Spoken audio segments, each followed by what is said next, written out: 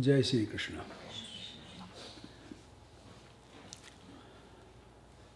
Last time we looked at Shlok 7 to 10 and learned about the divine. There are two types of birth. One is called the earthly or parthiv, and it is also called yoni sambhav birth. And the other one is divine. It's also called divya and ayoni sambhav birth. As to what was Gyan, we learned about that. When and how Parmeshwar manifests in sansar, we learned that too. And what are the actions of manifested Parmeshwar in sansar. Now we come to divine karma. Divya karma. These are the karmas performed by the one manifested through divine birth. These karmas are endued with the divine guna, Daivi guna. These gunas are described by Bhagavan in chapter 16, Shlok 1 to 3. So those are Daivi guna. So divine birth, those is just like Bhagavan Sri Krishna came in. He was full of Daivi guna. Then we learned that one who knows the divine birth and actions of Parmeshwar, manifested Parmeshwar, how does he become one with Parmeshwar, with Paramatma, which is Ishwar in the unmanifested state? There we saw that upon exposure to the Parmeshwar Gyan, what happens to the person? First, he surrenders his mind to Parmeshwar by immersing the mind in the divine birth and divine karma of Ishwar. That's the first step. This condition is called manmaya. It is the first step in elevating oneself above the sansar. Then he moves on to the state where he only depends on the Parmeshwar. He takes refuge in Ishwar at all times and in all places. This condition is called mamupashrita. Mam means mine, upashrit, up means nearby, and ashrit means to take refuge in, take support from. So when this happens, he loses all his attachments to the fruit of action, because sansar is nothing but a compilation of fruit of action. Everybody has different sansar. Your sansar is different than mine. Everybody is different. So at the state of mamupashrita, which is the second state, he loses all attachment to the fruit of action. Because we human beings are here for one purpose. Actually, there are two purposes, but we all live with one purpose only. We come here to reap the fruit of our past actions. That's the primary thing everybody does. That's why everyone's life is different from each other. No two people have same life, because their karma is not same. So that's the primary thing that Devata is doing to us. What second thing a person can do is to attain Ishwar Gyan and then get freedom from all this karma. So this individual who has become mamupashrita, he has taken refuge in Ishwar through his Gyan. He loses attachment to the fruit of action. It doesn't matter what's going on. And is free from all fear and anger. Why there is a fear? We don't know what's going to happen next. He knows what's going to happen next. He doesn't worry about it. Anger. Why there is anger? Because when things you want don't happen, then you get angry. But he's got refuge in Ishwar. So he has no problems. So thus being of the pure mind, which is endued with Parmeshwar Gyan. Now, at this stage, his mind is purified because he doesn't need anything. Why their mind has so much noise all the time? From what? Because we want to do this, we want to do that, we want to achieve this. And that's noise in the mind. Mind cannot be quiet. When it goes to the Gyan, which is the truth, there is no action in Gyan. So there is no movement, there is nothing there. So it's become a state of quiet mind. The mind becomes totally quiet.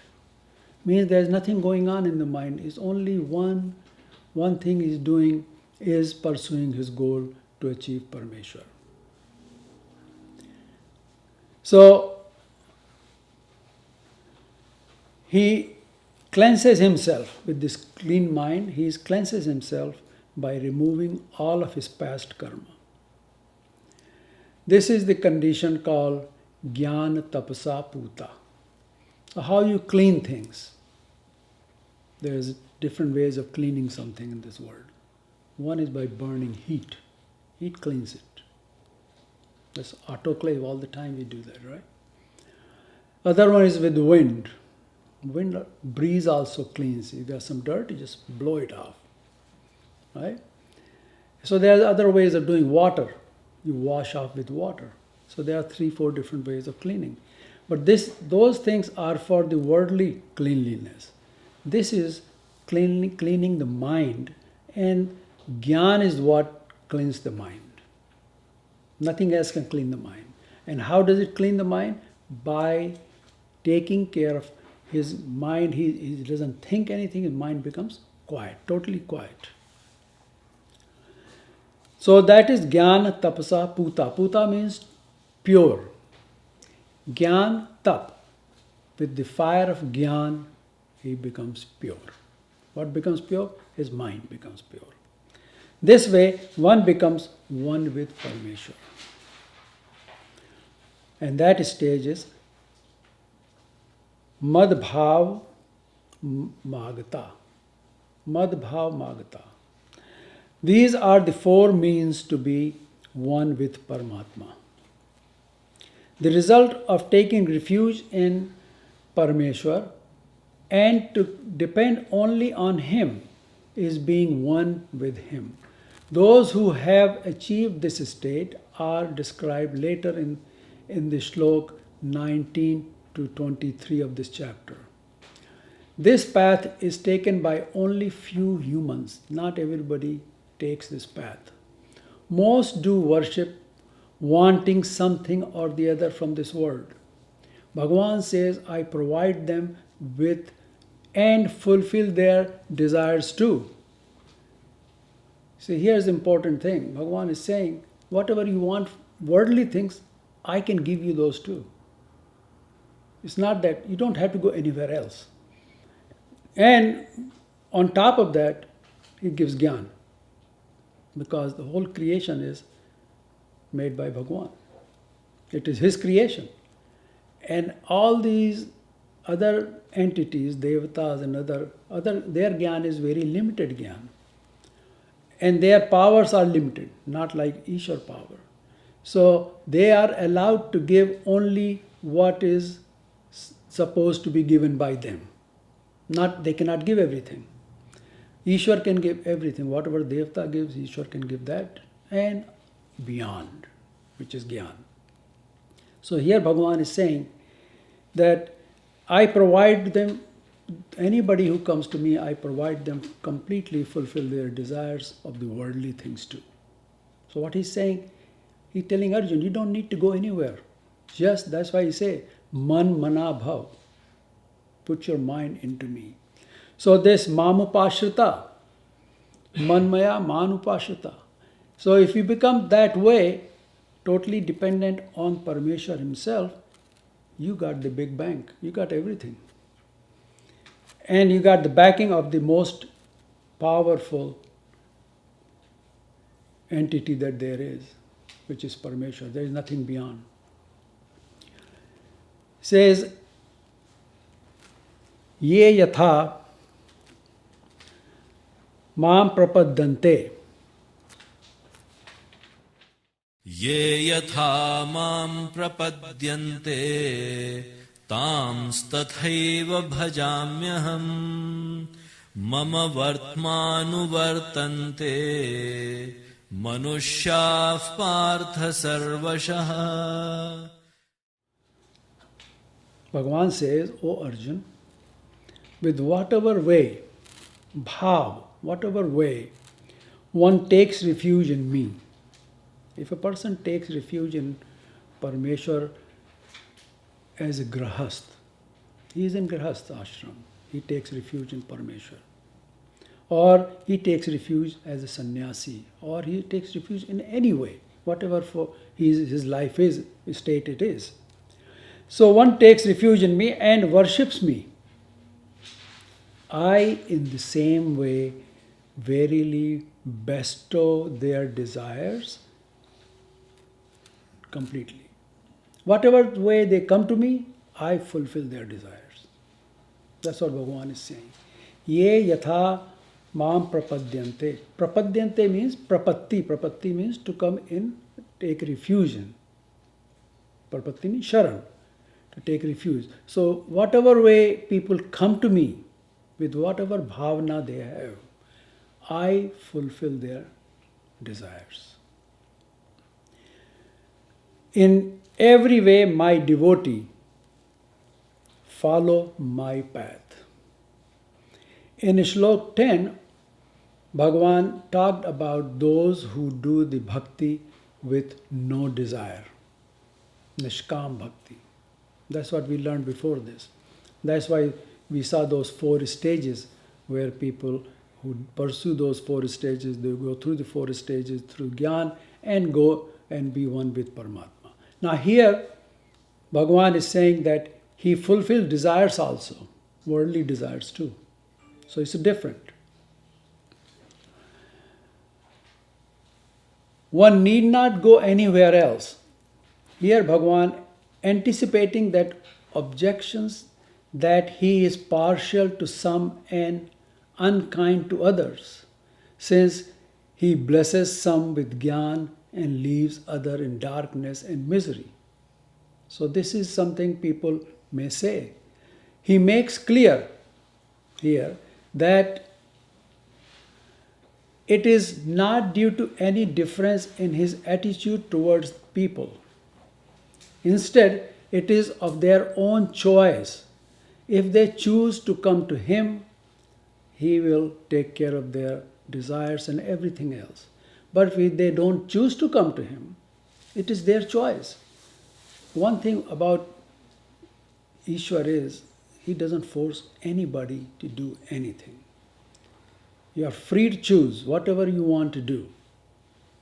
To the extent that he says, if whatever path person is going, let them go there. Do not interfere in their path. So he doesn't do that. He says, the choice is yours. If you make a choice to come to me, with whatever bhav you come to me, I fulfill your desires. Now, what else can be bigger than this? Nobody else says that. You can get worldly things. You want family, happiness, whatever. Actually, in fight for independence in India, all these people, Gandhi and Nehru, they all studied Gita. They got their strength from that Gita. So Bhagavan says, I give everything. I have everything, I give everything. And so you don't need to worry about.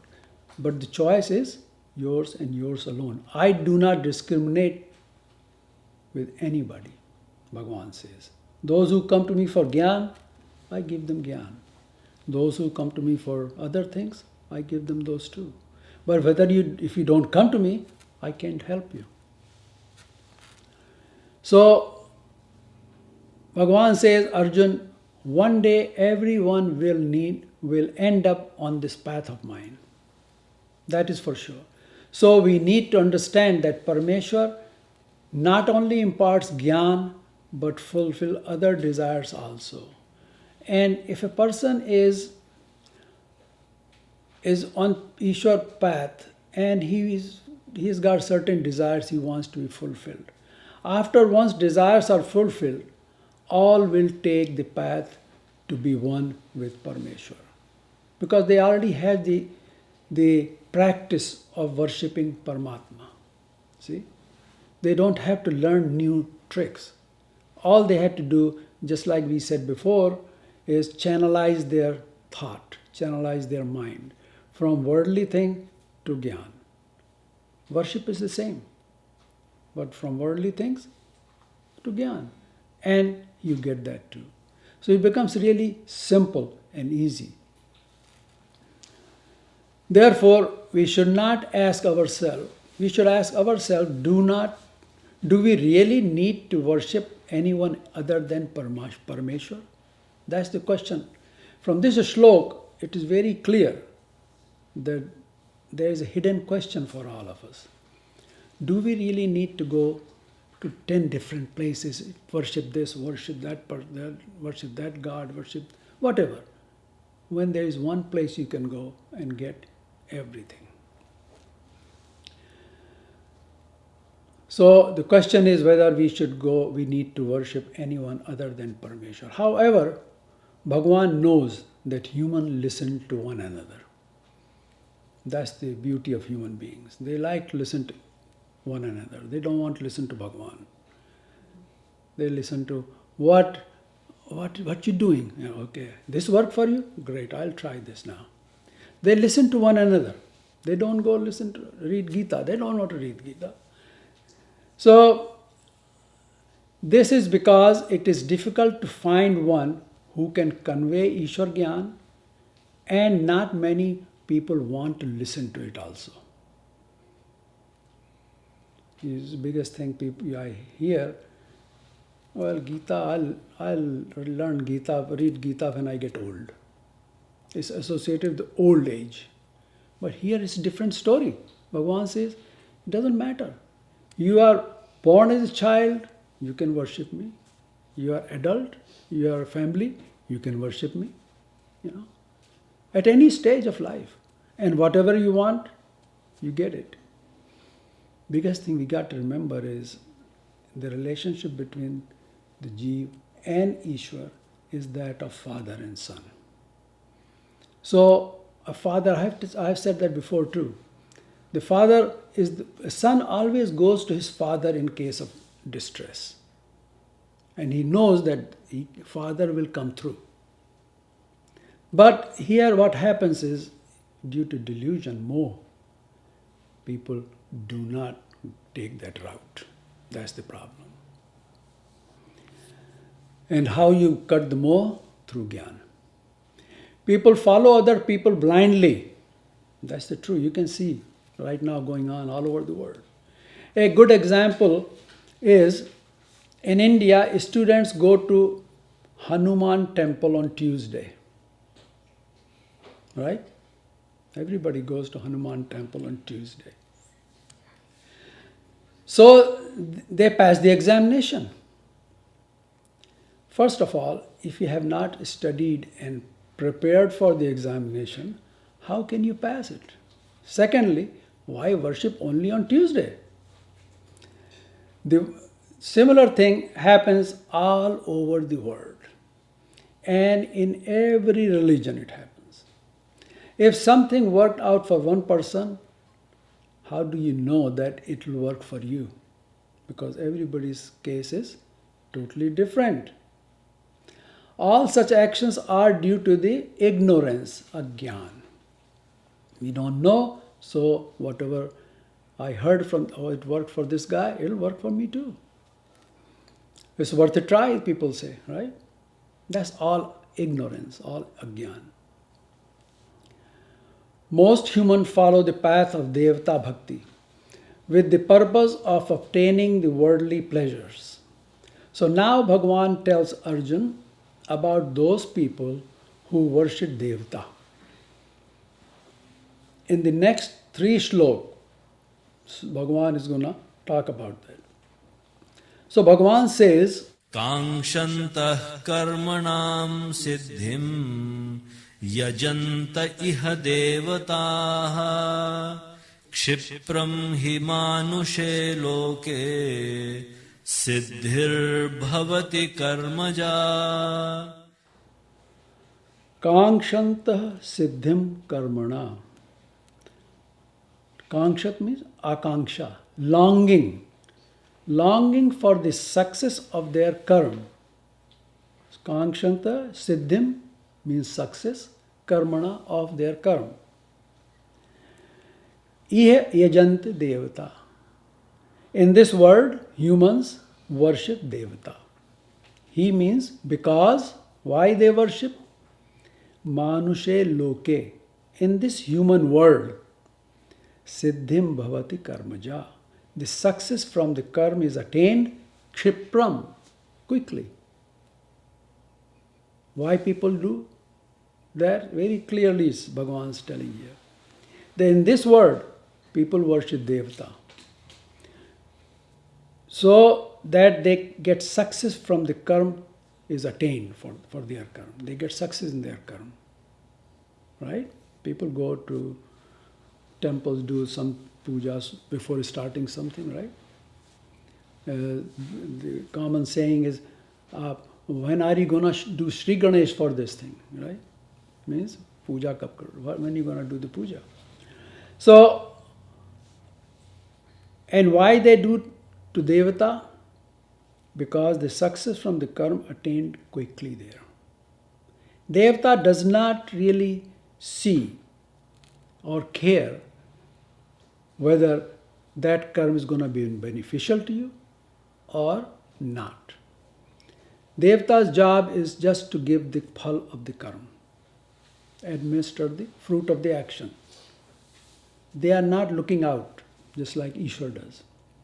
So, another way to look at this shlok is that because in this world, it is much easier to attain success in the worldly actions rather than attaining the jnana. It's easy to go and do worldly action. Jnana is difficult. It's not easy path. Hence, it is that the ignorant do not go towards the jnana. They always look for the easy way out. What you do? Well, say you do vrat, right?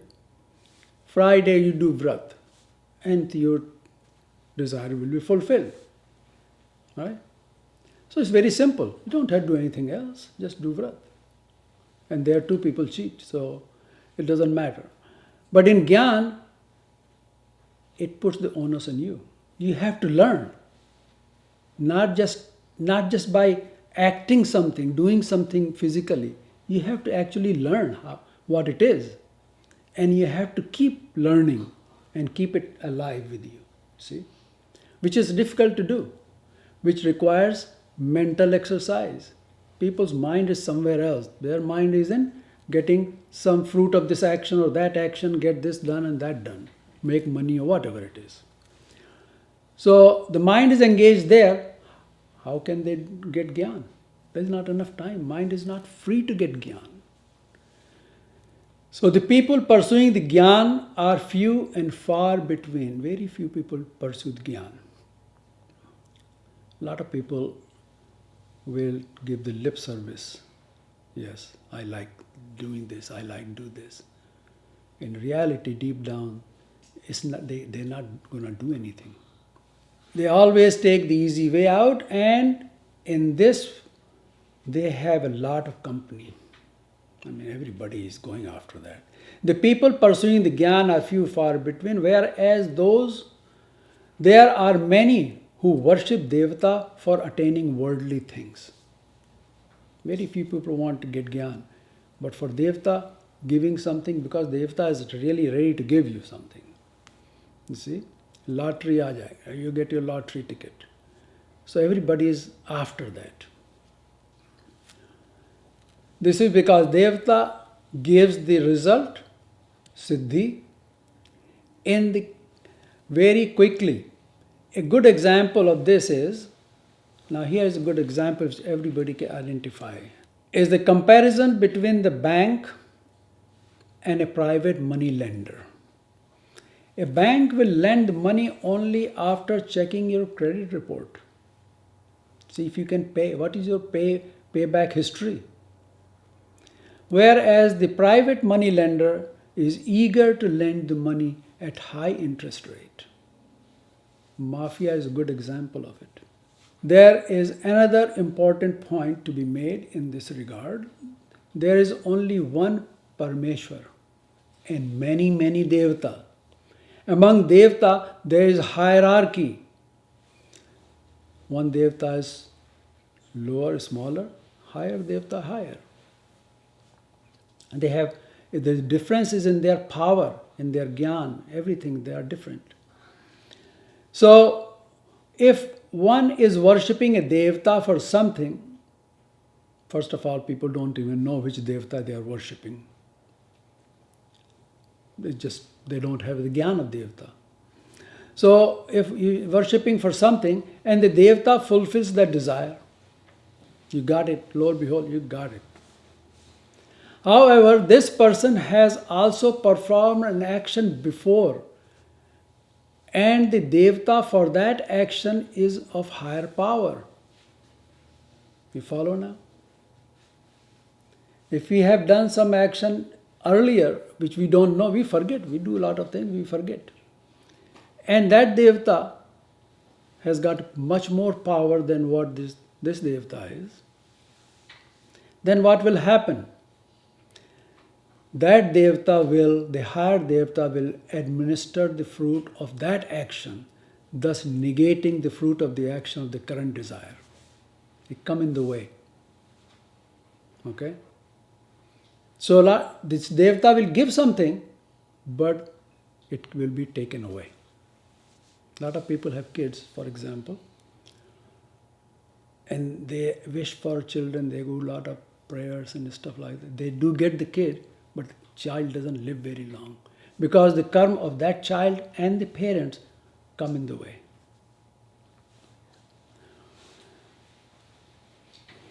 Now the person having no knowledge of his karma has no idea as to what happened there. On the other hand, the Parameshwar being the ultimate power, when he awards us with something, it cannot be superseded by any other power. What Ishwar gives, nobody can take away. It's for forever and for our good. So whatever is given by Devata can be lost, since Devata cannot protect.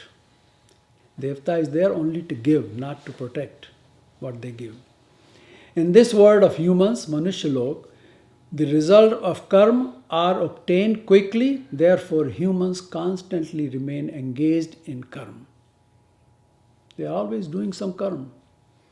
Furthermore, humans choose to worship those Devata which are of the same gunas as their own prakriti. Now this is something different here.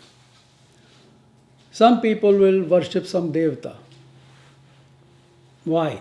Because that Devata, guna of their Devata is similar to their own prakriti. So both have same gun. So a person with the Rajogun will worship Rajoguni Devata, because he is not going to worship Tamoguni or Satoguni Devata.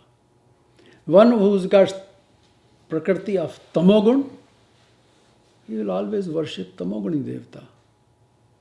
See, Tamoguni goes into the temple of Mahadev, and what they do, dhatura and they do liquor, stuff like that. They do bali, they do bali. So those are people, their prakriti is that way. Other people won't do it. So a person with Satoguni prakriti will worship Satoguni Devata. Thus a person whose prakriti is Tamoguni will worship Devata of the same guna and will get their Tamogun tamoguni desires fulfilled, because that's their prakriti, that's what they want. Look at what's going on in the Middle East right now. That's tamogun right there, pure and simple. They want to kill, right? And they are following. It's not that they are not religious, they are outside, they are very religious people, but their religion is totally different, their faith is different. It's tamogun. They do tamoguni bhakti. So they don't hesitate in killing people. Worshipping and accepting reward from Devata, there's another important thing, results in bondage. So how many things we are learning about Devata? Most people don't really know what Devata does and how Devata operates. In chapter 9, Shlok 25, Bhagavan says, those who worship Devata will remain tangled up in Bhut, Pret, and will be unable to get out of their bondage. Now earlier we gave an example of money lender, Pathan, or here you used to have or still have the mafia. They will lend the money at a very high interest rate, and you never be able to pay it off because you cannot even pay the interest off. So how can you get out of it? Same way here Bhagavan says that those, in chapter 9 it will come, those who worship Devata will remain tangled up in Bhut, Pret, and will be unable to get out the bondage. So Devata Bhakti is full of bondage, bandhan. Therefore, it is better to follow the path of Ishwar, even though it is little difficult. Ishwar fulfills the desire of his votaries without any bondage. See, there is no bondage. When you ask for your father for something, he will give it to you gladly. You see? Outsider, money lender, forget it. So, it's better for humans to be on the path of Ishwar. Now Bhagavan has changed the subject matter. Bhagavan briefly goes into the method of the creation and the management, vyavastha of the Srishti. So far he talked about how people worship Devata. Now he is changing the subject matter. And this is something which is really very important to understand. Chaturvarnyam maya srishtam gunakarma vibhagashaha tasya kartaramapi mam vidhya kartaram avyayam. In the Srishti, in the creation, there are 4 varna, Chatur Varnya. The categorization according to the guna and karma is called Chatur Varnya. You take gun and karma and you can create, and Bhagavan says, I created 4 categories in this Srishti. And this actually applies to everyone in the Srishti, no matter where they live. The categorization according to the guna and karma is called Chatur Varnya, or the 4-fold caste. Since the categorization is based on the guna and karma, the doership of this categorization rests in the guna and karma only, and not with the creator, Ishwar. Now, there's something to understand here. We need to understand this because it's important. And this has caused a lot of problems in India, for example, and people talk about it all over the world, the caste system. See? Here Bhagavan says, I created 4 varna, 4 group of people. How? According to their gun and karma. Now, gun already existent in the society. There is already there. In the creation, there is gun there all the time. He didn't create the gun. Gun was there. And he took those guna, and based on those guna, whatever karma people did, he took those karma and said, if you, with this guna and this karma, you are Brahman, or you are Kshatri, or you are Vaishya, or you are Shudra. There's only 4 type of people in the whole world. Some are Brahman, they do the action of Brahman. Some are Kshatri, warriors, they protect the society. Then others do the trade, Vaishya. They do agriculture, they do all kind of stuff. And then others are service industry. Right now, service industry really going by leap and bound, isn't it? See? Very few Brahmins, people, thinkers are getting less and less. So, but in India, what happened there, those who were born as Brahman, they thought, I am Brahman. Which is, this shlok, Bhagavan says, that's not the fact. It is because it's due to their karma, based on their karma and their guna in them. Brahman has certain gun, and their karma is different according to that gun. So we'll come to that. So therefore Bhagavan says that the fourfold caste was created by me, classifying according to the gun. So whatever gun is predominant in each one of us, Bhagavan says, I apportion the corresponding duties to each of them. So there are certain duties.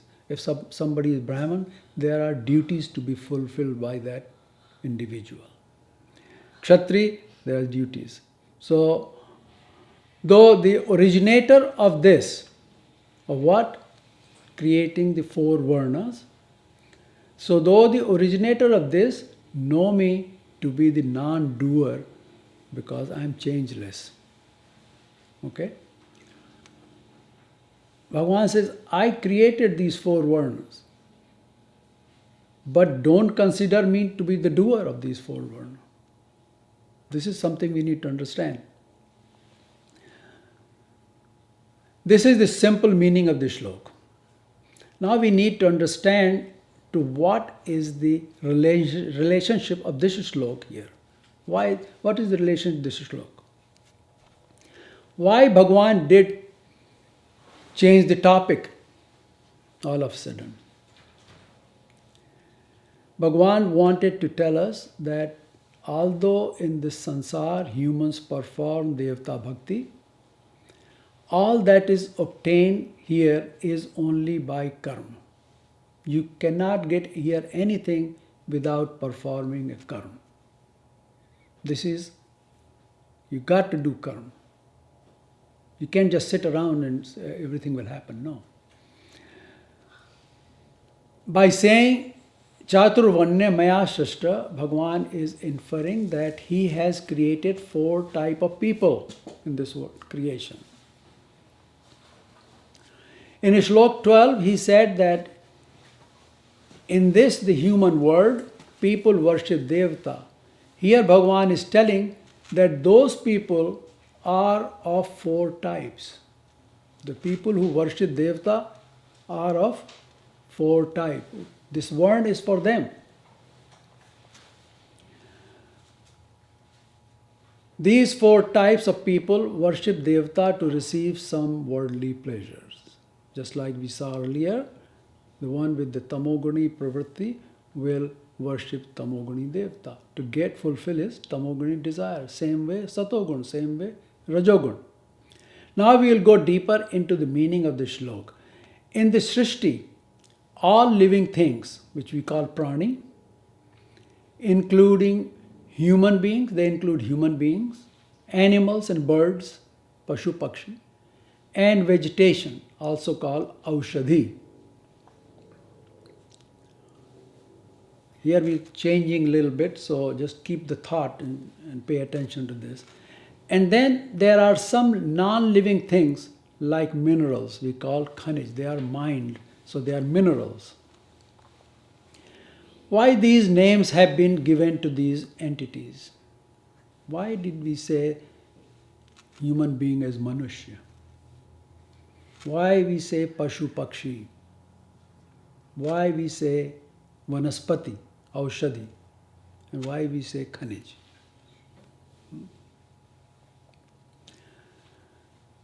Yask was the first lexicon of Vedas. This is going way back. He explained all these names. He said, Mananat Manushya. The one who has the power to do manan or repeatedly think and reflect on something is called Manushya. You may have mind, but the mind is not capable of doing manan. So you're in Manushya body, but it's not actually Manushya. A human being must be able to reflect on things and think and carry on. He said, Pashyati it pashu. The one who only sees but does not think is called pashu. We got a lot of pashu these days, don't we? Plants and herbs are aushadhi. The word here is doshadhi. The word is doshadhi. In it, dhi means to cut, and dosh means the three tridosh, which are in Ayurveda: Vat, Pitta, and Kapha. Those are dosh. And cut means to bring them in harmony. So what doshadhi means? The one which brings three dosh in harmony.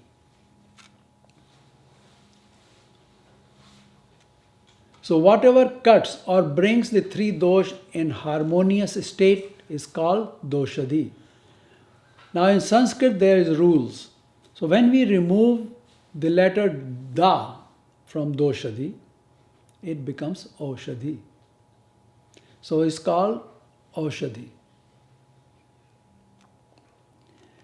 Or the healing medicine. They are derived from what? From plants and herbs.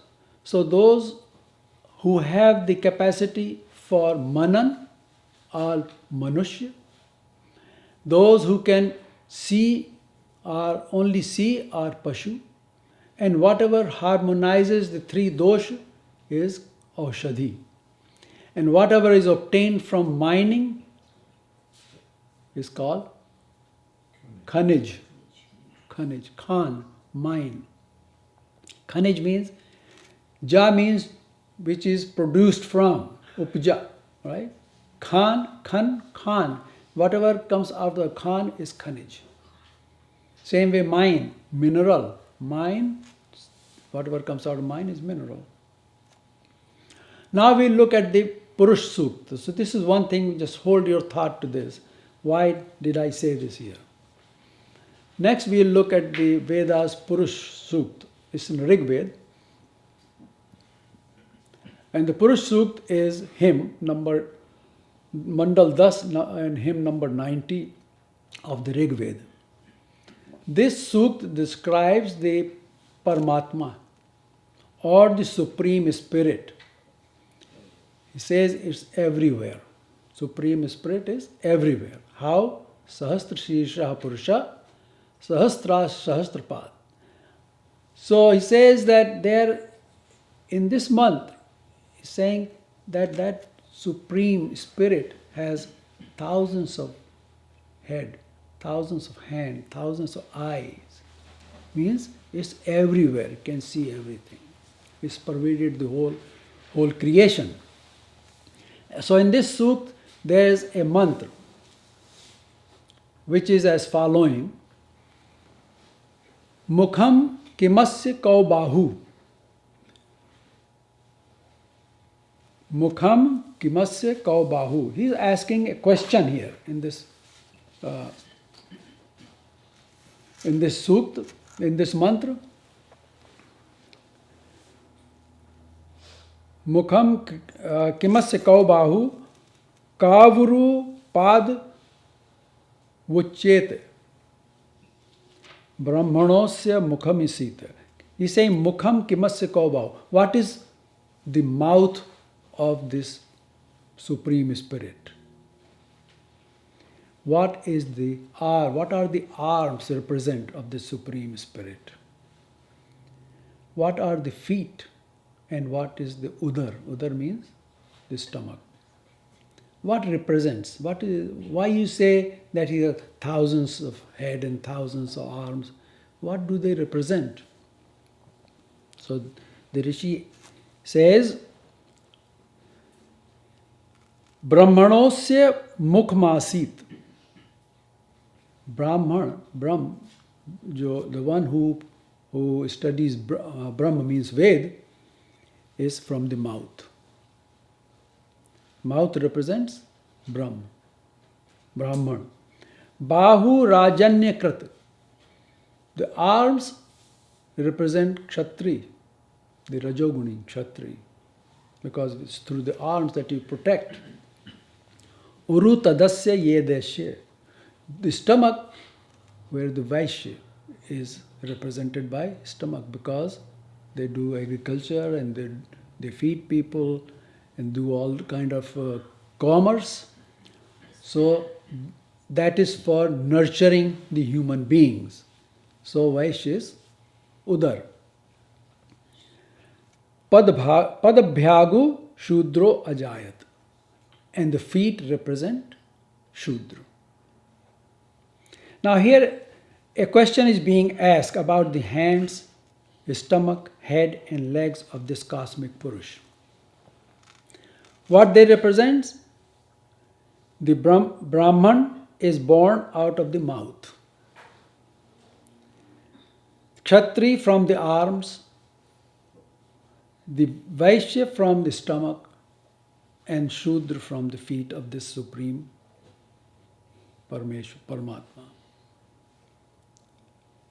So if we look with the creation view of the universe as described in Rig Veda, we see that one who practices manan, see here, go back to the thing, one who practices manan is Brahman. So Brahman's duty is to study and reflect and teach. That's Brahman's duty. Not because he's born, but what he does, his karma. And that person has the guna in him will be more satogun. That's the only person who can study and teach and do reflection, manan. In old time, Brahman used to eat less food. Not anymore, but in the old days they used to use, nowadays chobe, they really got big bellies and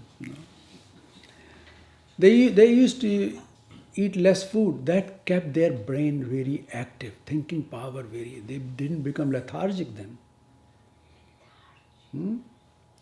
Eat a lot of food, mithai and all that, sweets. Go to sleep then, right? Actually, Steve Jobs was talking about in his lecture. He gave to young people, he says, stay hungry. He was talking different things, but it applies here.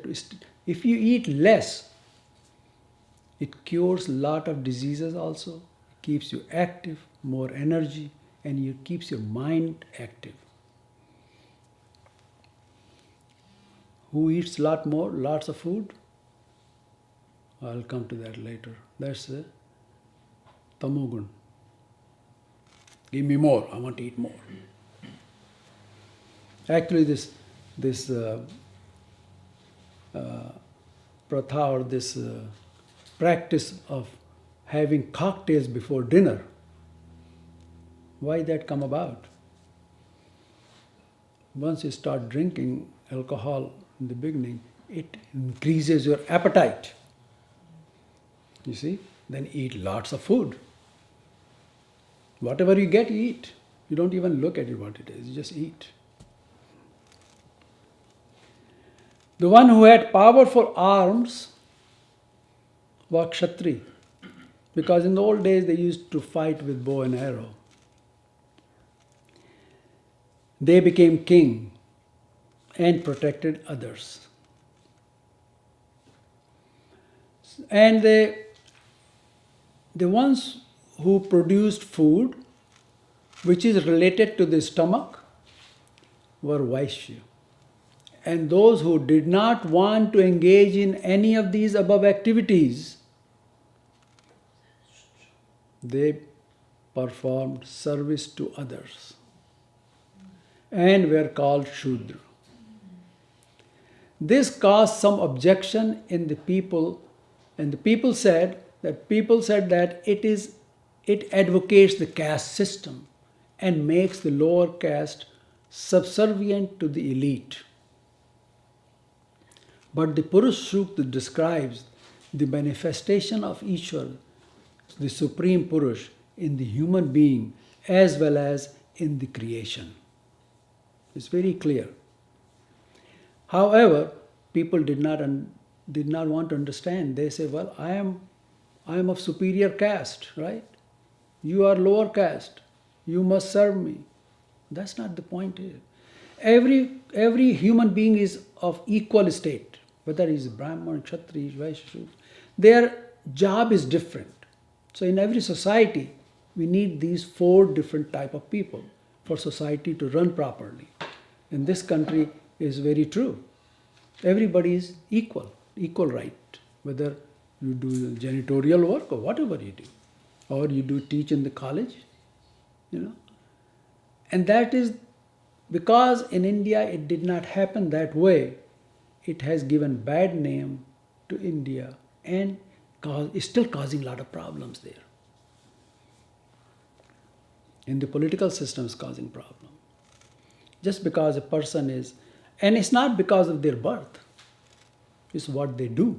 That's the important thing, what their action is. It does not attribute to the present caste system. It is simply a socio-economic system which Bhagavan says, I created. So here Bhagavan is saying that I created the 4 Varna based on the ratio, vibhag, of gun and karma, which are already there. In Brahman, Sat is of primary guna. That's primary guna in Brahman is Satogun. A little bit of Rajogun and very small proportion of Tamogun. Because Brahman can also get angry sometime. If you push him a little bit too far, he can get angry. But normally he won't get angry. He has got a lot of perseverance. That's what Satogun is. The Kshatriya has Rajogun as the primary gun, followed by Sattva. That's why Kshatriya can forgive. They have forgiveness.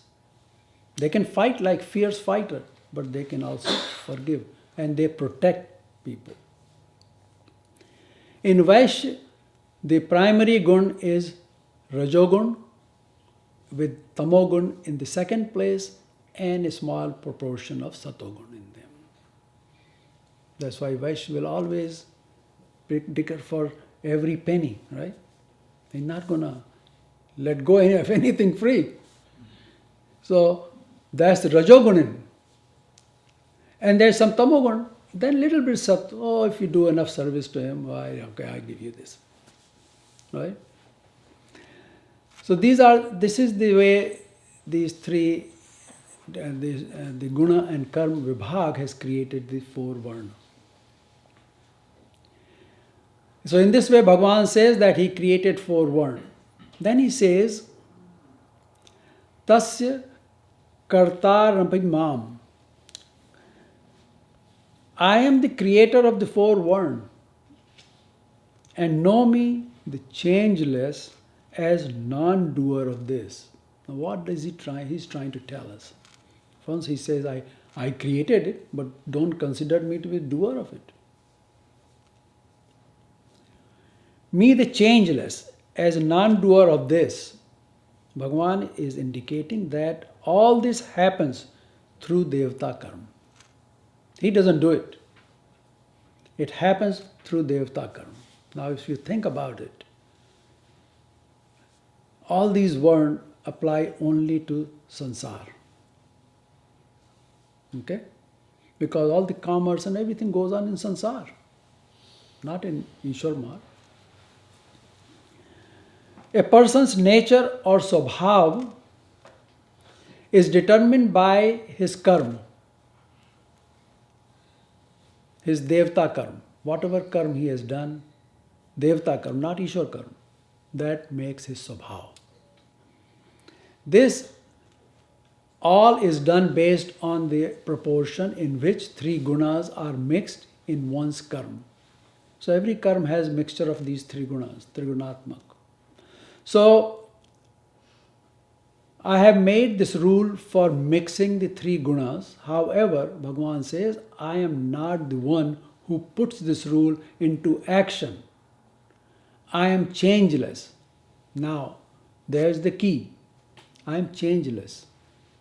Aware. Where means to spend. I don't spend my energy in this, he says. When one does some action, he spends his energy. Correct? But know me as non-doer because I am aware. I did not put my energy into the creation of the four worlds. So, whosoever spend their energy in performing an action like creating the four worlds is called karta, the doer. But I am not the doer of it. I did not put my energy into creating these four worlds. Bhagavan says the four worlds God created by the three gunas and karma. I laid out the system only and gave instructions to Maya to proceed with the creation. And it is Maya who did all this. I didn't do it. He doesn't engage, Ishwar never engages into these worldly things. Only thing Ishwar engages in how to give moksha to Jeev. That's the only thing he does.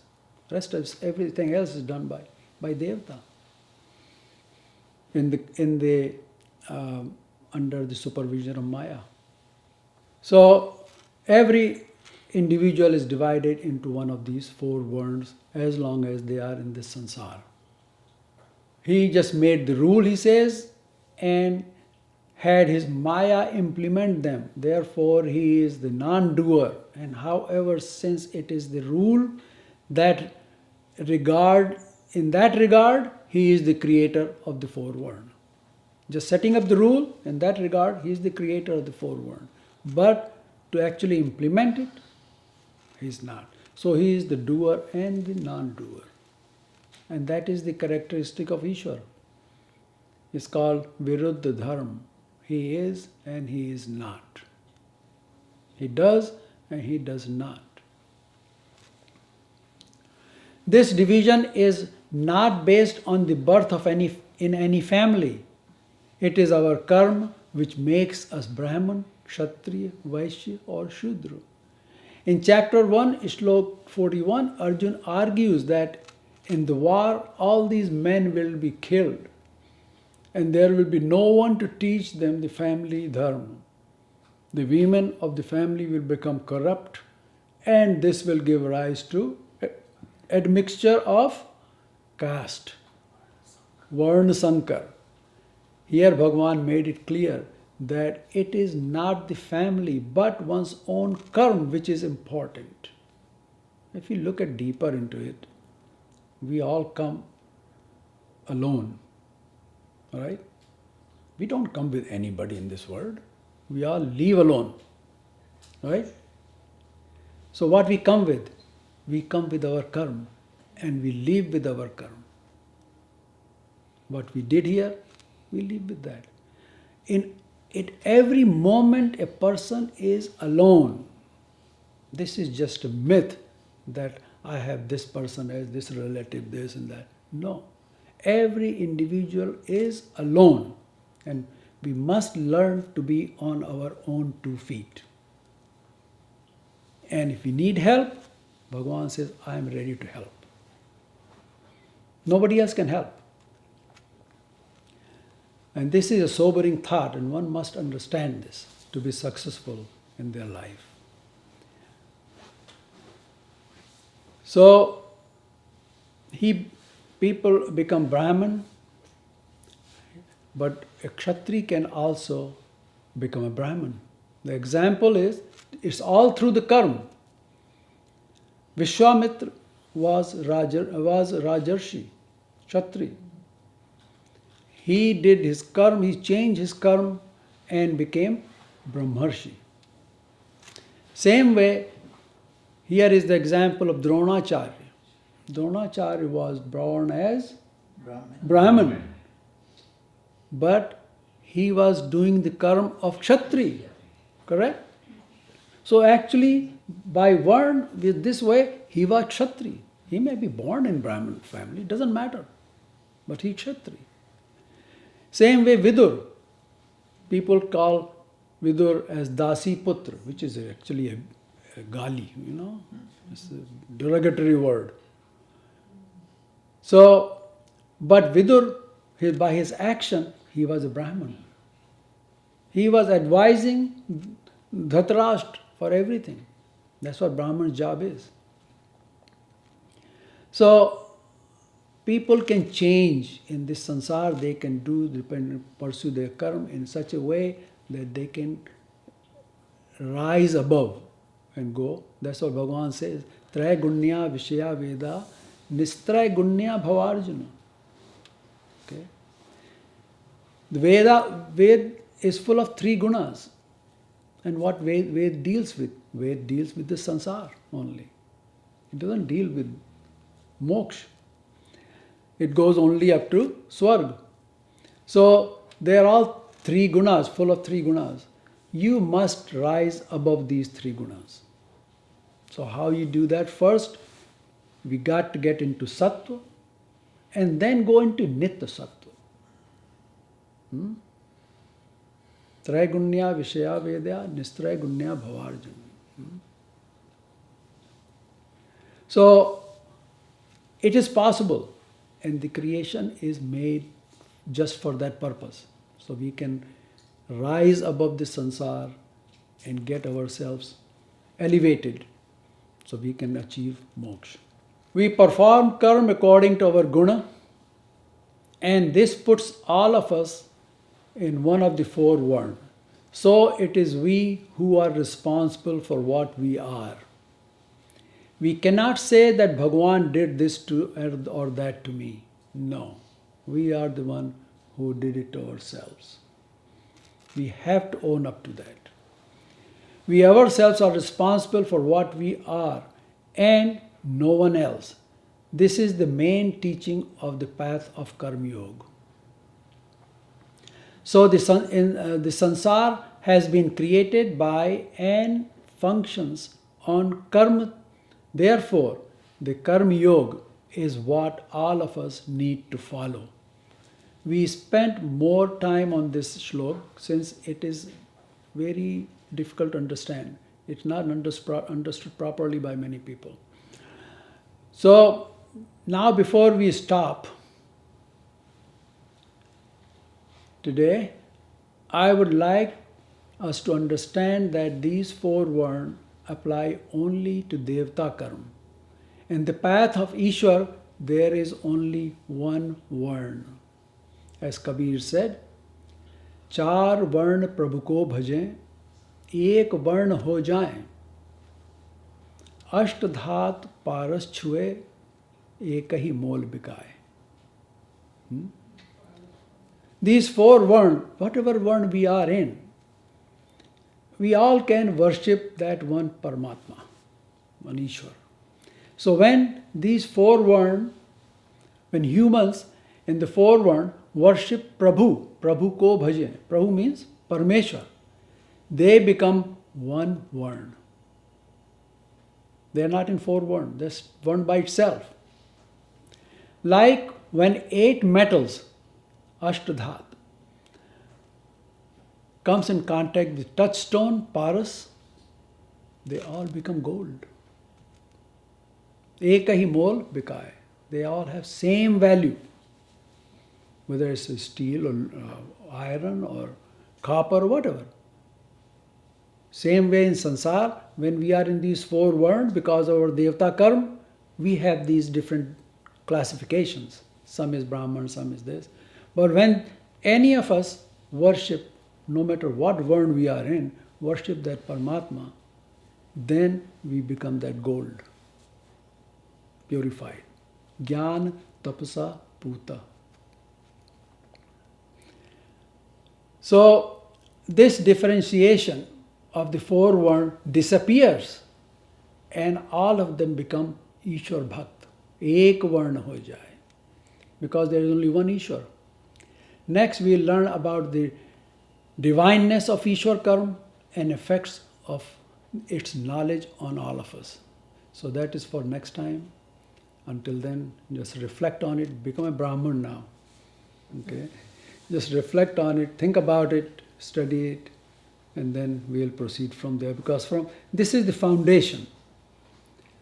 And if we have this foundation down pat, then whatever is coming next is very important topic. And that is where Bhagavan tells how to proceed in this world, how to get in the Karma Yoga, what is Karma Yoga and how to actually practice it. So we will come into that, but we must understand this basic. Jai Shri Krishna.